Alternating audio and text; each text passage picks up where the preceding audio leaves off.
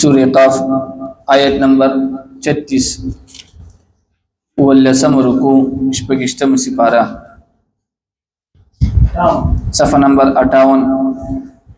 أعوذ بالله من الشيطان الرجيم بسم الله الرحمن الرحيم وكم أهلكنا قبلهم من قرن هم أشد منهم بطشا فنقبوا في البلاد هل من محيص صدق الله العظيم. سورة قاف آیت نمبر 36 واللسم رکو شپگشتم سپارہ صفحہ نمبر 58. پدی آیت کریمہ کې الله رب العزت یو دا خبره کوي چې د الله تعالی د عذاب نه د انسان سره چې کم مال او دولت وي دا انسان د دې مال او دولت د وجې نشي بچ کېدی. د انسان باندې چې کم عذاب راځي او دغه عذاب بچ کېدلو د پاره مال او دولت د انسان د پاره کافی نه دی. د الله تعالی د عذاب د بچ کېدلو د پاره د انسان د پاره نیک عمل کافی دي. نمبر 1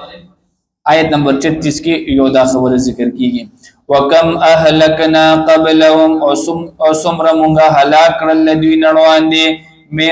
قرن قومنا هم اشد منهم بطشا هغه زیات سخو لدوینه په حمله کې فنقبوا في البلاد پس دوی لټون کولو په خارونو کې هل من محيص آیت التختیری سزایشتا ان فی ذلك لذکرا آیت نمبر 37 پدې کې یو اهم خبره ده کیږي چې نصیحت کم یو خلق قبلی او نصیحت پچا باندې اثر کوي نو د هغه لپاره چې کم دې زړه پکار دی او د هغه لپاره غوګونه پکار دي په غوګ باندې اوریدل کیږي او زړه باندې چې کم دې زړه به هم حاضر ساتي. که یو سړی دا سړي چې دا خبره خو اوري خو د زړه دا حاضر نه وي دی خبر ہوتا نو دا هم غافل دی. نو الله فرمای نصیحت هغه خلق قبلی او نصیحت هغه خلقو ته فائدہ ورکي چې د دماغ او د زړه د کوم دی سوي حاضر وي حاضر. ان فی ذلک لذکر بشک بدی کی نصیحت ته لمن کان له هغه چا د پاره چی وی هغه قلب زړه بیدار وی او القى السمع یا هغه وګیږي او هو شهید او هغه متوجی وی. ولقد خلقنا السماوات والارض پدې باندې پدې آیت نمبر 38 کې الله تعالی په يهوديانو باندې رد کړي. دی يهوديانو بدا خبره کوله وی الله تعالی چې کوم دې پشپ ګورز کې زمکه او اسمانونه پیدا کړ او وی د اتوار دورز نه الله تعالی په دې شروع کړه تر جمعې دورز پورې اتوار پیر منگل بود جمعرات جمعه دا شپږ ورځې دي. وی الله تعالی په دې شپږ ورځو کې زمکه اسمانونه پیدا کړ. نبیا کم ورځ پاتې شولا اتوار وی د اتوار ورځ باندې الله تعالی آرام کولو نو الله تعالی پاغي باندې چې کم دې رد وکړو چې آرام سکے چې مونږ چې کم دې ستومانی هم مونږ ته ناراضي دا د الله لپاره دونه غټ شزونه نه دي. ستومانی دي ته ویل کیږي چې یو سړی کارو کې کنه د عمله د سیده کې غټه سارا کوي دې ته ستومانی ویل کیږي. الله وی کنه چې آرام سکے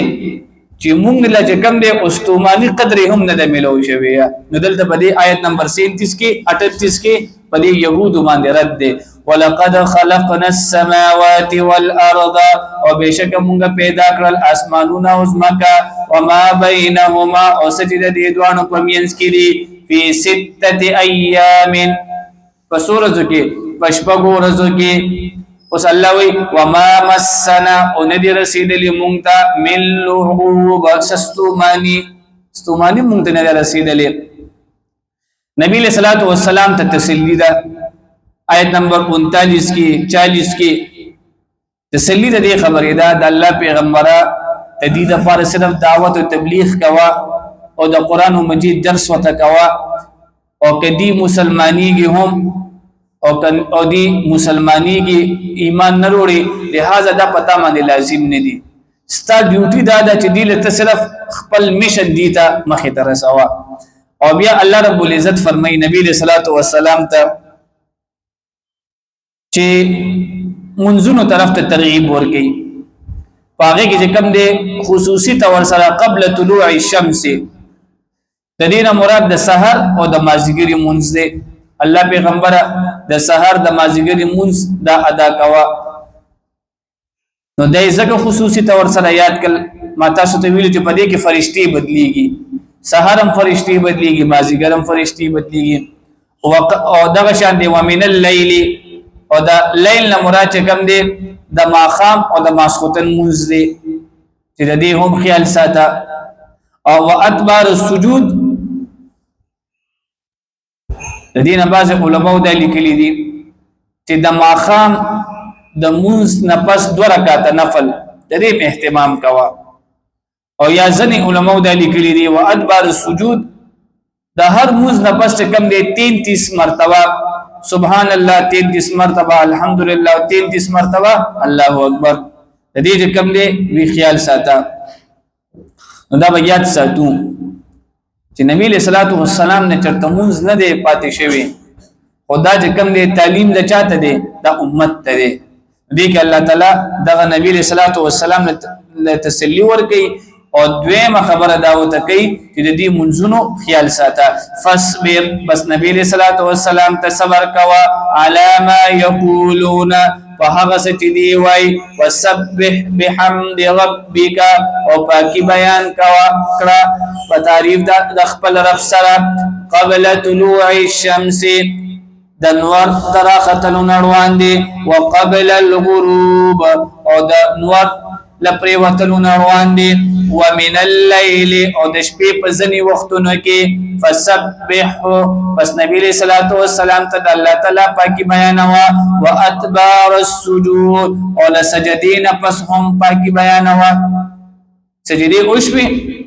ما تاسو دوی ما خامي منځ اوشو داغه نه پس 2 رکعات نفل داغه نه دغه واتبار السجود ته مراد دي پدې کې کوم دی دای ته کوم دی یو خبره تلقین ورکی چې ګورې یاد ساته قیامت برازي او انسان به کوم دی په دوی مشپېلې سره دا به د قبر نه را پاسي او مم مکان قریب الله وی چې کله دا شپېلې وهل شي نو دا به د نږدې زینبي نږدې زین دا مراد چې هر یو مرده دا به دا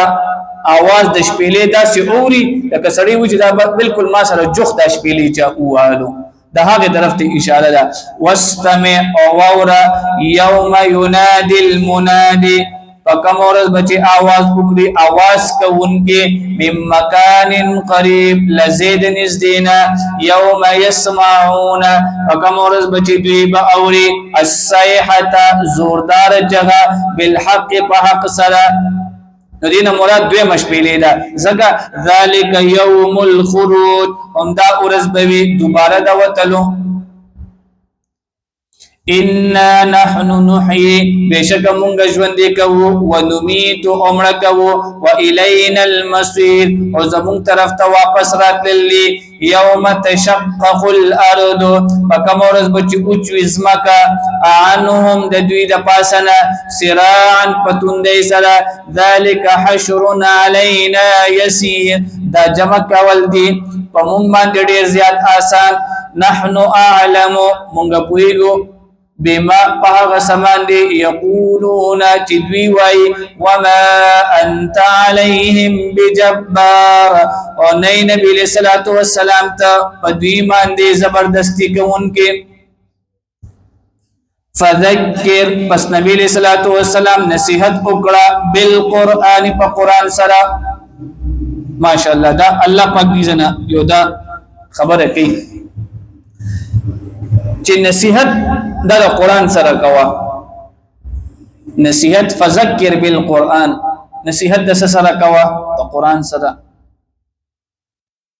نو د قران د خصوصیت د پر د یو آیت د ټکی هم کافی دی کله هم چې انسان ته نصیحت صحیح حاصلېږي کنه نو د قران نه حاصلېږي ومن يخاف هغه چاته چې یریږي وعید سما د عذابنا واخر دعوانا الحمد لله رب